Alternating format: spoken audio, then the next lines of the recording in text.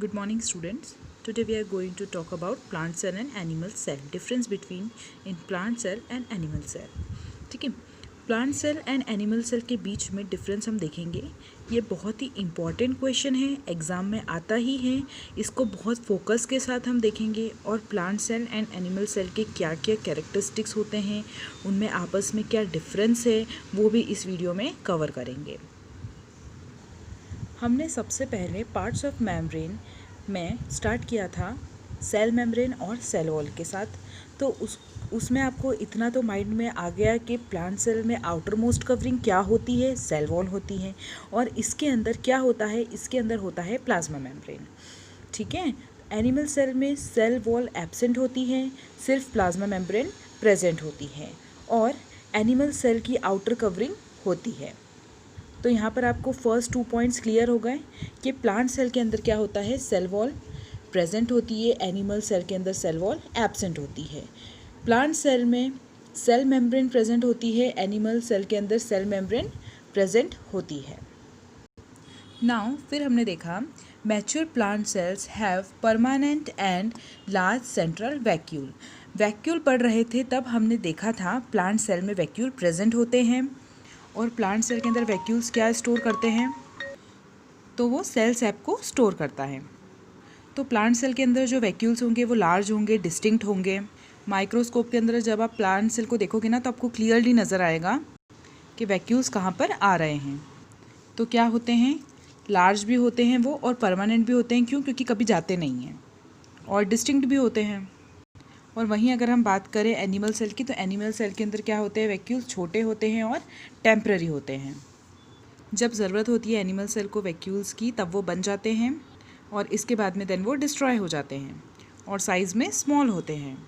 हमने plant cell के अंदर देखा था कि जो कुछ मैच्योर सेल्स या प्लांट्स जो होते हैं उनके अंदर जो वैक्यूल्स होते हैं तो वो सेल की 50 to 90% वॉल्यूम को ऑक्यूपाई कर लेते हैं. मीन्स वो बड़े हो जाते हैं और इतने बड़े हो जाते हैं कि वो न्यूक्लियस को भी साइड में शिफ्ट कर देते हैं.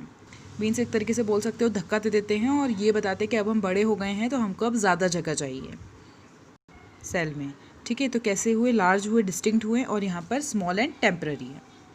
फिर हमने देखा कि गोल्जी एपरेटस के अंदर गोल्जी एपरेटस प्लांट सेल के अंदर फ्री सब यूनिट की तरह प्रेजेंट होता है. उसको हम क्या कहते हैं, डिक्टायोसोम्स कहते हैं. और एनिमल सेल के अंदर गोल्जी एपरेटस प्रोमिनेंट होता है. जो गोल्जी बॉडी का जो स्ट्रक्चर हमने पढ़ा था ना गोल्जी एपरेटस का, क्लियरली आपको दिखेगा एनिमल सेल में. लेकिन प्लांट सेल के अंदर क्या होता है, छोटी छोटी यूनिट्स के फॉर्म में प्रेजेंट होते हैं गोल्जी एपरेटस और उन सब यूनिट्स को हम कहते हैं डिक्टायोसोम्स. तो ये 4 बेसिक प्लांट सेल और एनिमल सेल के अंदर डिफरेंसेस हैं. तो इसको अच्छे से याद करना. ठीक है, मैंने आपको बताया इसलिए ताकि आपको प्लांट सेल और एनिमल सेल के कैरेक्टरिस्टिक्स भी पता चल जाए और आप उसको याद रखें. ये एग्ज़ाम में इसमें से बहुत सारे क्वेश्चन बनते हैं प्लांट सेल एनिमल सेल के इसमें से, तो आप इसको बहुत अच्छे से लर्न करिएगा. और इसके डायग्राम भी हो सकता है आपसे डिफरेंस ना पूछ के सिर्फ पूछ ले प्लांट सेल क्या होता है या इसके आप कैरेक्टरिस्टिक्स बताओ, तो आप बोल सकते हो कि इसके अंदर जो सेल वॉल है वो डेड होती है और सेल मेम्ब्रेन क्या होती है, लिविंग होती है. फिर नेक्स्ट आप क्या बता सकते हो, वैक्यूल्स भी लार्ज होते हैं और डिक्टायोसोम्स भी प्रेजेंट होते हैं. तो इस तरीके से इंडिविजुअल कैरेक्टरिस्टिक्स भी याद हो जाते हैं और हमने दोनों के डिफरेंसेस को भी देख लिया है. चलिए मैं अब आपको इनके डायग्राम्स भी समझा देती हूँ, बता देती हूँ उसके बारे में. सबसे पहले हम एनिमल सेल के बारे में पढ़ते हैं. देखो यहाँ पर एक ही कवरिंग है जिसको हम क्या बोलते हैं, आपका प्लाज्मा मेम्ब्रेन. ठीक है, ठीक है, न्यूक्लियस हमको क्लियरली विजिबल है. ठीक है, लार्ज है, सेंटर में है और उसके अंदर हमको न्यूक्लियोलस भी नज़र आ रहा है जिसको, और उसके बाहर क्या है, आपका न्यूक्लियर एनवेलप प्रेजेंट है. फिर आपको यहाँ पर गोल्जी एपरेटस भी दिख रहा है. जिनके पास में बुक है वो बुक को ओपन कर लें. उसके बाद में आपको माइटोकॉन्ड्रिया भी क्लियरली नज़र आ रहा है. ठीक है, फिर रफ एंडोप्लाज्मिक रेटिकुलम. उसके बाद में आपको स्मूथ एंडोप्लाज्मिक रेटिकुलम भी नज़र आ रहा है, इसको बोलते हैं स्मूथ एंडोप्लाज्मिक रेटिकुलम. देखो रफ थोड़ा कॉम्प्लिकेटेड इसलिए दिख रहा है क्योंकि यहाँ पे राइबोसोम्स प्रेजेंट है. और स्मूथ देख लो कितना क्लियरली दिख रहा है. क्यों? Tube like structure. क्यों? क्योंकि यहाँ पर क्या है, राइबोसोम प्रेजेंट नहीं है. ठीक है, फिर साइटोप्लाज्म प्रेजेंट है, सेंट्रियोल प्रेजेंट है. तो ये काफ़ी अच्छा एनिमल सेल का डायग्राम है. देखो अभी आपका प्लांट सेल का है, इसमें सबसे पहले तो आपको सेल वॉल प्रेजेंट है, दिख रही है. फिर उसके अंदर क्या है प्रेजेंट दिख रहा है आपको, ये हो गई आपकी सेल वॉल, है ना. और इसके बाहर आपको दिख रही है ये जो लेयर है, ये है आपकी क्या, मेम्ब्रेन। कौन सी मेम्ब्रेन? Cell membrane. देखो यहाँ पर क्लोरोप्लास्ट प्रेजेंट नहीं है, तो आप ये बोल सकते हो कि क्लोरोप्लास्ट एनिमल प्लांट सेल के अंदर एब्सेंट होते हैं।